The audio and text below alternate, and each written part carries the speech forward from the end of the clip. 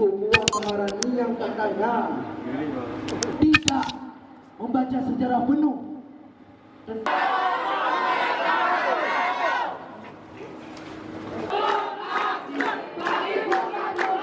Sudarlun, massa dari mahasiswa dan buruh di Nagan Raya melancarkan aksi demonstrasi ke DPRK meminta pencabutan Undang-Undang Cipta Kerja. Massa ikut mengusung pocong yang ditempelkan gambar Ketua DPR RI Puan Maharani yang kemudian dibakar di sela-sela orasinya di halaman gedung Dewan. Sementara dalam pertemuan di gedung Dewan, pendemo ikut melakukan simulasi terkait Undang-Undang Cipta Kerja.